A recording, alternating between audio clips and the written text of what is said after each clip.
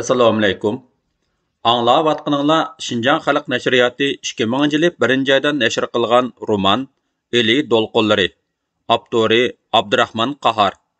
1 qism. 18 bab. 3. Qo'zg'olonchilar shaharga besib kirgandan keyin qurilgan vaqtliq hukumat va qo'mondonlik shtabining xizmati jiddiylashdi. Mushu jiddiy xizmat qilg'uvchilarning ichida Nadam Ahtambayni Xodik bilan shaharga akirganda ko'rgan. Boy bilan eriq yaqisida uzoq paranglashgan heliqi yo'g'on sallilik chasaqal kishimu boyning beg'iga mashrab o'ynashga chiqadigan shaharlik bir necha boylarmu bor edi. Nadam biletdi. Ularning qo'l ostida necha o'nlagan malaylar, changonglar, yilliqchilar bor.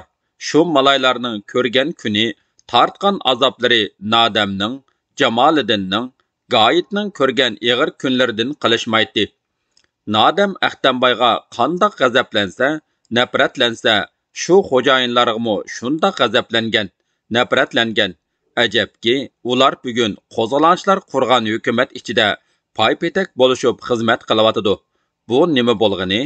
U mundoq bo'lar deb o'ylamagan. Qaysi kuni u naq mushu masalani Anvar apandidan so'raganda, Anvar apandi Nizomiddinning bir gapini aytdi. Nizomiddin mundoq debdi: "Undaq odamlar bizning inqilobimizni qo'llasa, biz ularni chetga qoqmaymiz. Ularning yordamini qo'lga keltirsak, Go'mindan hokimiyatini og'dirishimiz tezroq, o'ngishliroq bo'ladi. Bu Ahmadjon Qosimi bizni doim aqlliroq, zirakliroq bo'lishga undab aytib kelayotgan so'z. Shuningga qaramay, yana ba'zi xatoliklar mo yuz beryotidi. Haqiqiy inqilobchi xatoliklarni tuzatishga jur'atli bo'ladi." Nadam mundaq so'zlarga qoyil bo'ladi. Nadam ashu o'y xiyollar bilan shtab oldiga kelganda Ahtamboy bilan uchrashib qoldi.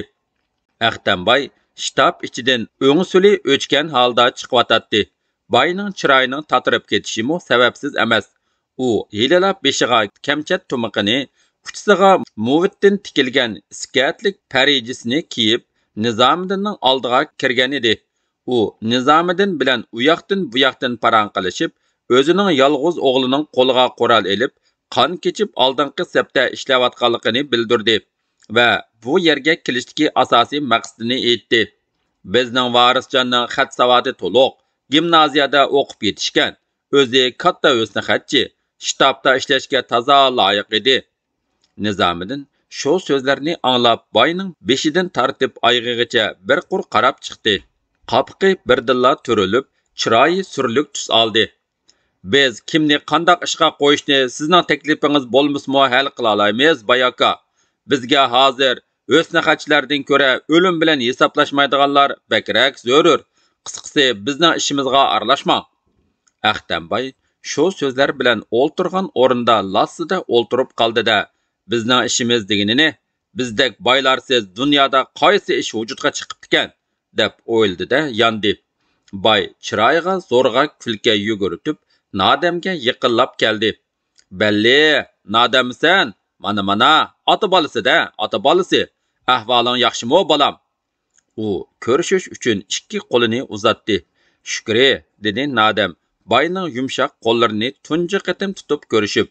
"Pahpa, harbiylik nima deya yarashgan sizlarga, ha?" dedi boy zo'qlangan qiyofat bilan. "Opasini ko'rib, beshi osmonga yetgandi. Rahmatlik bizning Nasiraxon shu turqoni ko'rgan bo'lsa dedi, ha?" Boyning ovozi titrab chiqdi.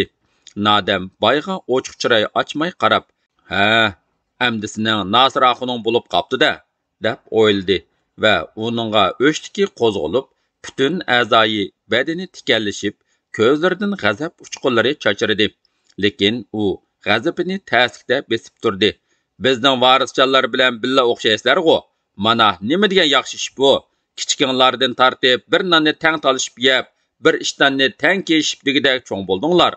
Hozir bo'lsa bir sapda turib jang qilyapsizlar. Bu nima degan yaxshi. Yotoqlaringlar, tomoqlaringlarmi bir o'xshaydi-ku." Shundoq, Nadamning ko'z oldiga varisjon cho'ng bo'lgan osti-usti taqtayliq hashamatlik uylar, o'zining boy qo'risida o'tgan hayoti, heliqi zay, qorong'u gundaxonasi, varisjonning esil kiyim-kechaklari, o'zining kech kuzda bergidan tushgan g'o'pormoqdek sarg'ayib yilin kiyimlar bilan shumsharab yurgan chog'lari kelishga boshladi. Shuning bilan uning o'shligi texmi qo'zg'alib ketdi. Amdi g'ayrat qilinglar bolalarim, dedi boy chiroyini sal o'zgartib. Gomindan deganni toki yiltizdan qo'mirvatmagicha hargiz to'xtamanglar. U kasofatlar bizga nima kunlarni salmagan. Ularning terisini ta'tir so'ysaqmi ozliq qiladi. Nadam ochiq kulimsirdi-da, sana nima kunlarni salgan bo'lg'aydi. Balanga bo'lishib hukumat amaldorini urib qo'yganimga demigan, atmigining qalmagan. Amdi zulm tartgan bo'lvolganligini qaramamdigan deb o'yladi. Apaning yolg'izligini o'ylama balam, g'ayrat qil, dedi boy yana. Apanga men ega, men holdan xabar olib turman. Urug' tuqqandek bo'lib ketganidiq. Urushqa qatnashaver. Yerga bir navbat, erga bir navbat degan shu. Amdi navbat bizning. Nadam apamga qanchalik qarg'anlarini bilaman. Nima kun ko'rsatganliklarini mo bilaman. Amdi bizlarga muhtoj emas. Taqdirimiz o'z qo'limizda demoqchidi. Lekin Anvar apandining gapi yodiga yetdi-da, ma'nilik qilib, xalq dushmanlarini to'liq tugatmaguncha miltiqni yerga qo'ymaymiz-da, amdi, dedi. Yaraysan, bolam, har vaqt namozimda sizlarga duo qilaman, dedi boy. U xuddi obro'li odam bilan xo'shlashgandek, uning bilan egilib turib xo'shlashdi. Aqtamboy yo'l bo'yi g'udung'ishib ketib boradi. Chiroyini mo ochmayda marmi, yo tuzukrak salom saati yo'q. Hiliqi shtab ichidagi qapiq yomon bilan nima degan o'xshaydi bu shumtakning so'zi. Voy, qari ko'ngil hammasi o'xshash bu yalang tushlarning. Dadisimi shundoq qari ko'ngil emasmidi? Ola inakning bolasi chaliq quyruqda. Bayning g'udung'ishigan siri qani qizib, ko'ngliga oldin nimalar kelib, shalang sarg'uch burutlari titrashga boshladi. Oldimda cho'ng bo'lgan, yaxshiligimni ko'p ko'rgan emasmidi? Bu noinsof eski. Hayvan balasini baqsang, og'zi burningni may etar. Odam balasini baqsang, og'zi burningni qon etar deganlar bekor aytmaganda. Texi tigi bor gaplarni qilyotidi. To'xtab tur. Men degan dadangni apligan odamman. Sen nimiding uning oldida? Vaqt kelganda beshimga sen cho'ng bala bo'ladigan o'xshamamsan. Urus yerida bo'lgan ishlarni unutmaslik kerak. Xufyani qilgan ishlarimni puxtilmasam bo'lmog'idek. 4. Ig'ir yatqum mezgili. Bütün yiza jimjitlik dengizga cho'mgan. Hech qanday tevish anglanmaydi. Yasidaq ichkirki uyda Aqtamboy beliga 2 mamuq takiya qo'yib, tamga yo'langinicha xiyol surib o'ltirganiga 3 soatdek bo'ldi.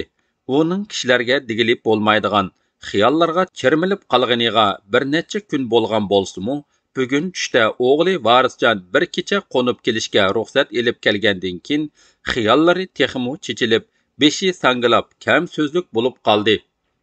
Aqtamboyning bu holatiga O'rinsaxon taqat qilib turolmay, terkib bo'g'ildi, ham eriga vaysab ketdi. Nimandaq bir qismi bo'lib qoldi-la? O'g'illarining kelgini yomon bo'ptimi?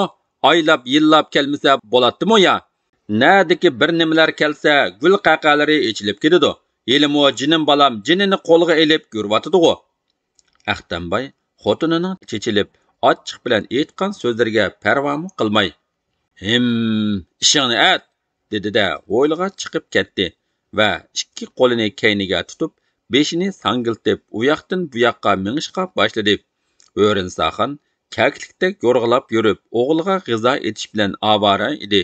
O'g'lining osmondan tushgandekla kirib kelishi uni etqusiz xushal qilib va og'zi qulqiga yetgan edi. Qarab turamsan, go'rishni yumamsan. Yeliqiningga et, o'tin kaslab bersin. Kechqurunliqi surgush besilgan polo yeyilgandan keyin Aqtamboy xiyol surib birdam o'ltirdi-da, xuddi mag'dursizlangan odamdek o'rnidan qopdi. Menga birdam aromlik beringlar, beshim og'rib ketib boradi, dedi. Faqat mehmonlar boshlanadigan neriqi saroy uyiga kirib ketdi. Bayning chigish kirib ketgan xiyollari xuddi yo'g'imashdak uning butun a'zoyi badanini o'rib olgan. U nemanchilar xiyol surdi? Uning xiyollarining cheki bormi zodi? Cheki bor. Bayning xiyollarining tuguni nodamni ko'zdan yo'qotishning chorasini izlash edi. Buningga sabab bo'layotgan 2 ish bor. biri Nizomiddinning boyni shtab ichida ko'zga ilmay silkivatgini, yana biri Nadamning baya ochiq chiroy ochmay, dushmanni to'liq tugatmaguncha miltiqni yerga qo'ymayman degani. Shuning uchun Ahtamboy kelgusi kunlarni toza ostdan o'ylab, yo'chuqlarni etishning ko'yda edi. Chunki Nasir Axunni hukumatga chaqu qilib o'ltirgizvatdi. Nadir apandining turmada o'lib ketishidimi, uning qo'li bor. Bularni o'ylaganda amdilikda o'zini qo'ydigan yer topolmay qolatdi. Bu anzlarning da'vogiri Nadam bayning ko'ziga tikandek sanjilib turibdi. U burunqi Nadam emas. Shunga uni ujuqtirmay bo'lamdi. Biroq hozir uni dadisi bilan aksiga o'xshash jimiq turitish undaq oson emas. Uning qo'lida miltiqi bor, qurolliq yo'lakchilari bor. Albatta, uning aplik chorasini tepish kerak edi. Bayning shunchalik xiyol dengiziga g'arq bo'lib, hamma narsani unutib ketib borganligi Nadamni ujuqtirish ishini o'z o'g'li Varisjonga topshirish kerakmi yo'q degan bir ish edi. Ahtamboy undaq o'ylab, bundaq o'ylab, oxiri bu sirni xuddi Nadamga o'xshash miltiq tutib yurgan o'g'li Varisjonga aytishni muvaffaq topdi. Atsi atiganda o'g'li qaytishdan burun Ahtamboy uni hiliqi uyga chaqirib oldi. Bala otasining og'ziga qarab o'ltiratdi. Ahtamboy o'z maqsadini balasiga qaysi yo'l bilan uqtirishning muvaffaq bo'ladiganligini o'ylab, bir pas so'zsiz turib qoldi. U shu holatda xili uzoq o'ltirgandan keyin lavlarini yalab qo'yib mundaq dedi: "Sana aytadigan bir so'zim bor, balam. Sen mening pushtimdan tamgan birdan-bir o'g'limsan. Albatta, mening so'zimni yerda qo'ymaydi deb o'ylayman. Biz seni elning bolalari kiymaganni kiydirib, yemaganni yegizib, e'tiborlab cho'ng qildik, qatoriga qo'shdik. Mana endi tepsi tag'ini o'rvatgidek palvon bo'lib yetishding. Ata-ona degan balaning oldida shundoq ulug'ki, agar bala ata-onani hapash qilib haramga 3 qatim opirib kelsimi, uning qarzi tugamaydi. Demak, sening bizning oldimizda shundoq balalar qarzing bor. Agar sen mening deganlarimni ado qila olsang, ashu balalik qarzing tugab, bu dunyo men seningdan rozi bo'lman. Yelkamni besib turgan ig'ir tag'mo g'ulab tushdi, balam. Ahtamboy so'zini to'xtatib, balasiga talmurgan qiyofatda qaradi. Varisjon dadasining nima demoqchi bo'layotganligini tigiga yetolmay, ko'zlarini chekchaytib, nimalarnidir o'ylab o'ltiratdi. Boy so'zini davom qildi. Hozir bizning oilamiz kundan kunga gullanyotdi. Bundan keyin texmo gullanishini istaymiz. Albatta, hammamiz darqamda bo'lib, boshqalarning texmo masligi kelgudek umr o'tkazish orzuyimiz bor. Ammo balam, bizning mushundoq guldek o'tayotgan umrimizga qasd qilgan odamlar bo'lgan. Bizni xarob qilmoqchi bo'lgan odamlar o'tgan. Varisjon mana endi dadasiga sal hayron bo'lgan qiyofatda qaradi. Ahtamboy aytayotgan so'zlarining balasiga o'tayotganligini va o'z so'ziga qiziqayotganligini sinchi ko'zlari bilan sezib, chiroyi bir oz ichildi. U odamlar boshqalar emas, balam. Ular Nadamning dadasi Nasir degan niyat yomon, payli buzuq. U mahalladagi yalangtoshlarni kayni silib, bizning yerlarimizni, mol-mulkimizni bo'lib olmoqchi bo'lgan. Shunglashqa biz uning jinni olgan edik. Ikkinchisi uning o'g'li, ya'ni Nadamning aksi Nadir otliq kalt quyruq. U kishilarni quturtib, yurt cho'nglarini, o'lmalarni, jumladan bizni yo'qotmoqchi bo'lgan. Shunga unimi biz o'z vaqtida ko'zdan yo'qotdik. Lekin sen bu muthamlarning qilmishlarini bilmaysan. U chaqda kichik eding. Bilib qo'y endi. O'ylanib o'ltirgan Varisjonning Nadamga bo'lgan o'chmanligi texmi qo'zg'alib dadasiga qaradi. Mana hozir bo'lsa, ajoyib ishlar bo'lyotdi, balam, dedi Boy so'zini davomlashtirib. Heliqi Nizomiddin degan talati so'rin, kelansining gaplari umsala. Munu Nadam degan noinsof menga tuzuk chiroy ochmaydi. O'shlik qilib yuridi. Ahvolga qaraganda oldimizda texi nurg'un ishlar bo'ldiga o'xshaydi. Faqat bo'lmasak bo'lmoqdak. Kunlardan kunlar kelib, bu sirlar oshkor bo'lib qolsa, balam, ularning paxtiki o'ngda tushidi. O'ris yerida mundaq ishlar ko'p bo'lgan. Biz xarob bo'lamiz. Bu gullangan oilamiz vayron bo'lib ketsa, buningga chidab turg'ali bo'lamdi. U chaqda pushaymonni oladigan qoch topolmay qolmayli yana. Ana shu chaqda yuqorqi ikki ishning da'vogiri nodam bo'lib qolishi mumkin.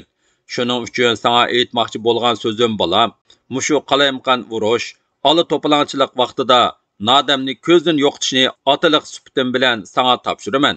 Agar bu ishni ado qila olsang, meni haramga hapash qilib apargandimi o'sh xizmat qilgan bo'lasan. Aqtamboy so'zini tugatgandan keyin bolasining qandoq javob qaytarishini kutib, chiqir ko'zlarini parqirtib talmurib o'ltirdi. Biroq dadasining noiti ta'sirda topshirgan vazifasi varisjon uchun hech qanday yangilik emas edi. Shunga u hayronmi bo'lmadi, qo'rqib titrabmi ketmadi. Aqtamboy o'ylagandek g'ayri hol yuz bermadi.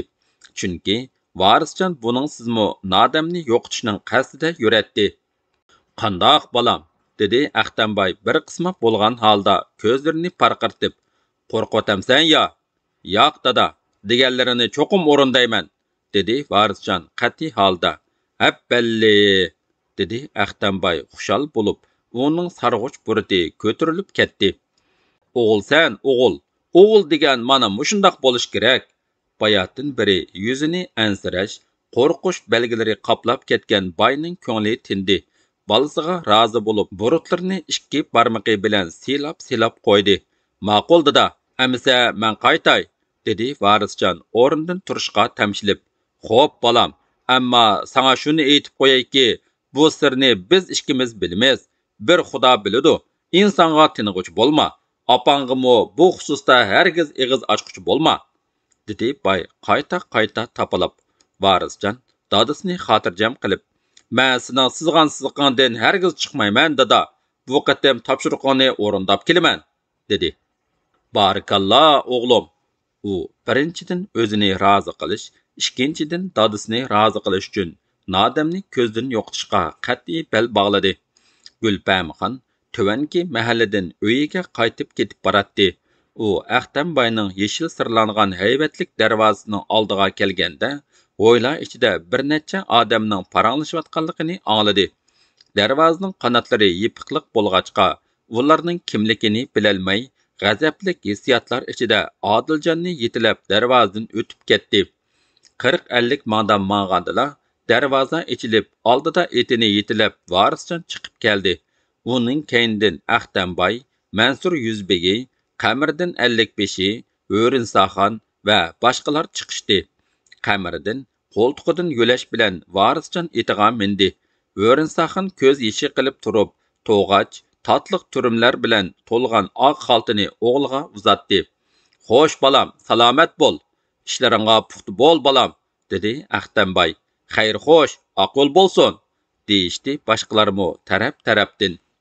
Gulpamxon ularga oliyib qarab qo'ydi-da, qo'shomisni turgan peti yurib ketdi. Uning butun a'zoyi badani tikanlashib, yuzida birdilla g'azab nafrat uchqunlari chaqnadi. Davomi bor.